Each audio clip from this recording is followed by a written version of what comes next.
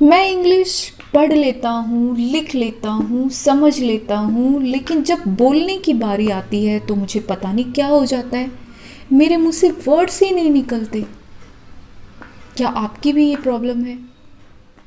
अंग्रेज तो चले गए, लेकिन अंग्रेजी छोड़ गए। कई बार सुना है मैंने ऐसा लोगों को बोलते हुए, शायद आपने भी सुना होगा। और ये सेंटेंस वही लोग बोलते हैं जिनका इंग्लिश में हाथ कमज़ोर है। तो मैं उन लोगों को यही एडवाइस देना चाहूँगी कि जनाब, बहानेबाजी छोड़ दीजिए और इंग्लिश सीखना आज से ही शुरू कर दीजिए। आप भी बिल्कुल फ्लुएंट इंग्लिश बोल सकते हैं, जैसा आप अक्सर लोगों को बोलते हुए सुनते हैं। आप भी कुछ उनसे अलग नहीं हैं।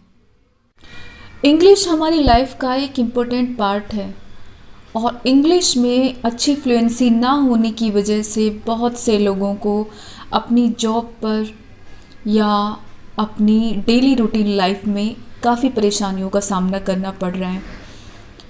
लोगों को इंटरव्यू से बाहर कर दिया जाता है इंग्लिश में फ्लुएंसी ना आने की वजह से। गांव से पढ़कर गए हुए बच्चे जब शहर में किसी कॉलेज में एडमिशन लेते हैं तो वहाँ उन्हें अपने उन दोस्तों के सामने बहुत हेजिटेशन होती है जो ऑलरेडी बहुत अच्छे स्पीकर हैं, उनकी इंग्लिश की फ्लुएंसी बहुत अच्छी है, तो वहाँ भी वो उनके सामने दब के रह जाते हैं। इंडिया में 80% लोग ऐसे हैं जो इंग्लिश लिख लेते हैं, समझ लेते हैं, पढ़ लेते हैं, लेकिन बोल नहीं पाते, क्योंकि वो इंग्लिश को अपनी डेली रूटीन में शामिल नहीं करते, यानी इंग्लिश में बोलने की कोशिश ही नहीं करते वो लोग। सबसे बड़ी गलतफहमी लोगों की, मेरी तो इंग्लिश ग्रामर ही अच्छी नहीं है तो फिर मैं इंग्लिश में फ्लुएंट कैसे हो सकता हूँ। तो एक बात बताइए आप, जब आपने स्कूल जाना शुरू किया, जब आप सिर्फ 3 या 4 साल के रहे होंगे, जो वर्ड्स और सेंटेंसेस आप उस समय बोलते थे, क्या वो आपने कहीं से पढ़कर सीखे, ग्रामर से सीखे? नहीं ना। वो सेंटेंसेस आपने कहाँ से सीखे? अपने पेरेंट्स को बोलते हुए सुना, उनको दोहराकर बोलकर ही तो आपने सीखा। अक्सर आपने देखा होगा कि कुछ फैमिलीज़ में बच्चे स्टार्टिंग से ही हिंदी, मराठी या पंजाबी बोलते हैं, जो भी उनकी फैमिली की नेटिव लैंग्वेज है। कुछ बच्चे स्टार्टिंग से ही इंग्लिश बोलना शुरू कर देते हैं। ये कैसे होता है? क्या वो बच्चे लिखकर पढ़कर सीखते हैं? जी नहीं, वो बच्चे सीखते हैं अपने पेरेंट्स के मुंह से सुने हुए शब्दों को, वाक्यों को दोहराकर। तो यही रूल इंग्लिश पर भी लागू होता है कि जितना हम सुनकर दोहराते हैं उतनी ही फ्लुएंसी हमारी लैंग्वेज में भी आती है। मेरा मतलब ये नहीं है कि हमें इंग्लिश स्पीकिंग में ग्रामर की ज़रूरत है ही नहीं, बिल्कुल है, बट 100% एक्यूरेसी भी ज़रूरी नहीं है। स्पीकिंग के लिए आपको जितनी इंग्लिश आती है काफ़ी है, बस आपकी वोकैबुलरी रिच होनी चाहिए। हमारी एक सबसे बुरी आदत होती है कि हम पहले हिंदी में सेंटेंस सोचते हैं, फिर उसको इंग्लिश में ट्रांसलेट करते हैं। इस आदत को आज से ही छोड़ दीजिए। कोशिश कीजिए कि आप हर सेंटेंस इंग्लिश में ही सोचें, अपने दिमाग को इंग्लिश में सोचने की आदत डालें। इंग्लिश को अपनी लाइफ का एक इम्पोर्टेंट पार्ट बना लीजिए, अपनी डेली रूटीन लाइफ में इसको शामिल कर लीजिए और अपने इरादों को पक्का कर लीजिए। कुछ रूल्स हैं जिनको आप 30 डेज़ तक फॉलो करेंगे, फिर आपको इंग्लिश बोलने से कोई नहीं रोक सकता।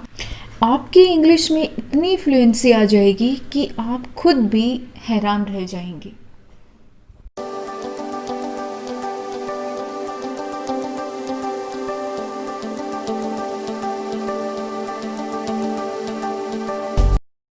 आज से आप इंग्लिश में ही मूवीज़ देखेंगे, इंग्लिश में ही न्यूज़ सुनेंगे और सॉन्ग्स भी आप सिर्फ इंग्लिश में ही सुनेंगे। इंग्लिश मूवीज़ देखिए, उसमें कैप्शंस होते हैं, सबटाइटल्स होते हैं, आपको समझने में काफ़ी हेल्प मिल जाएगी। सॉन्ग्स में भी आप जो लिरिकल सॉन्ग्स होते हैं वो सुन सकते हैं। इससे आपकी जो वोकैबुलरी है वो रिच होगी, और आपकी जो प्रोनंसिएशन है उसमें भी इम्प्रूवमेंट होगा। और सबसे बड़ी बात कि जो वर्ड्स और सेंटेंसेज हम सुनते हैं उनको हमारा दिमाग आसानी से भुला नहीं पाता, वो लंबे समय तक हमारे माइंड में रहते हैं। आपने सुना होगा, listening is always better than reading. आज से आप एक कसम खाइए, खुद को डिटरमाइन कीजिए कि मैं सिर्फ इंग्लिश में ही बात करूँगा या करूँगी। चाहे सामने वाला आपके सेंटेंस का इंग्लिश में ही जवाब ना दे पाए, बेशक वो हिंदी में ही आपको जवाब दे, रिप्लाई दे, लेकिन आप फिर भी इंग्लिश में ही बात करेंगे। अब सवाल ये आता है कि आप इंग्लिश में बातें करेंगे किसके साथ? हो सकता है आपकी फैमिली में ऐसे लोग भी हैं जो ना तो समझते हैं ना बोल सकते हैं, तो कैसे आपका काम चलेगा? तो आप ये कर सकते हैं कि आप उनको बोलिए कि बेशक आप जवाब ना दे पाएँ, बस सुन लीजिए, आप हिंदी में ही जवाब दे दीजिए, लेकिन मुझे सिर्फ इंग्लिश में ही बात करनी है, क्योंकि मैंने एक संकल्प लिया है, अपना एक शेड्यूल बनाया है कि कुछ दिन मुझे सिर्फ इंग्लिश में ही बात करनी है। वो ज़रूर आपको कोऑपरेट करेंगे। आपके फ्रेंड्स फ़ोन पे बात कीजिए या मीटिंग रख लीजिए। इसके अलावा एक बहुत अच्छी ट्रिक है, कस्टमर केयर एग्जीक्यूटिव से आप कॉल कर सकते हैं। उनसे आप प्लान पे डिस्कस कीजिए, कोई क्वेरी है तो उससे रिलेटेड आप बात कर सकते हैं। दिन में 2-3 बार तो आप इजीली कस्टमर केयर पर बात कर सकते हैं, लेकिन कोशिश कीजिएगा कि उनको आप ज़्यादा इरिटेट भी ना करें, सिर्फ हमें अपना काम निकालना है, दैट्स ऑल। अब सवाल ये आता है कि आप बातें किस टॉपिक पे करेंगे? आपके पास तो बहुत सारा मटेरियल है, जैसे आपकी हॉबीज़ हैं, आपके फ्यूचर प्लानिंग्स हैं, आपके गोल्स हैं, आपके कुछ लाइफ के हैप्पी मोमेंट्स हैं, बहुत सारी चीज़ें होती हैं जिनके ऊपर आप अपने फ्रेंड से या आपके फैमिली मेम्बर से आप डिस्कस कर सकते हैं, उस टॉपिक पे आप बात कर सकते हैं। नेक्स्ट पॉइंट है हमारा रीडिंग। क्या रीडिंग करना है हमें? आपको आज से सिर्फ English newspaper, English magazines and English novel he read करने हैं, ओके? अगर आपके पास नॉवेल्स नहीं है तो ले आइए, चेतन भगत की कुछ अच्छे से नॉवेल्स ले आइए, अरुंधति राय वगैरह, या फिर आपको जो भी मार्केट में अवेलेबल है, हेल्दी नॉवेल्स होने चाहिए। इंग्लिश मैगजीन जो आपके पास घर में रखी हैं या 1-2 परचेज़ कर लीजिए। इसके अलावा इंग्लिश न्यूज़पेपर, ज़रूरी नहीं है कि आपको डेली इंग्लिश न्यूज़पेपर चाहिए नया फ्रेश घर में। आप एक न्यूज़पेपर ले आइए और उससे 15-20 दिन आराम से काम चला सकते हैं। ज़रूरी नहीं है कि आप पूरा एक न्यूज़पेपर एक दिन में पढ़ लें, पॉसिबल नहीं है।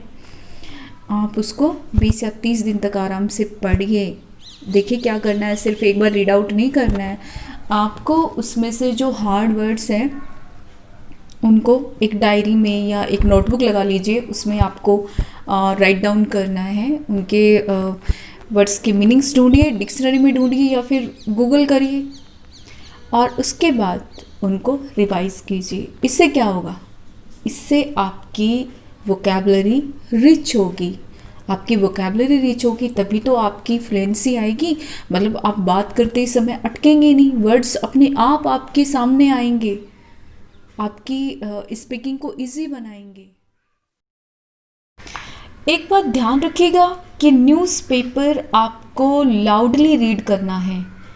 लाउडली रीड करने से क्या होगा कि जो वर्ड्स आप बोलेंगे उनसे एक तो आपकी प्रोनंसिएशन इम्प्रूव होगी, दूसरा जो वर्ड्स आप बोलेंगे वो आपका दिमाग भी सुनेगा, और जो चीज़ें हमारी दिमाग में एक बार चली जाती हैं सुनी हुई, उनको भुलाना बहुत मुश्किल होता है।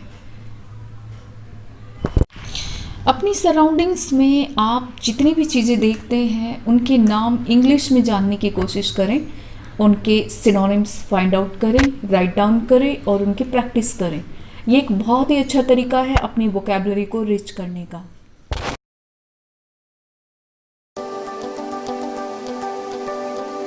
इंग्लिश को अपनी लाइफ का एक इम्पोर्टेंट पार्ट बना लीजिए, अपनी डेली रूटीन में उसको शामिल कर लीजिए।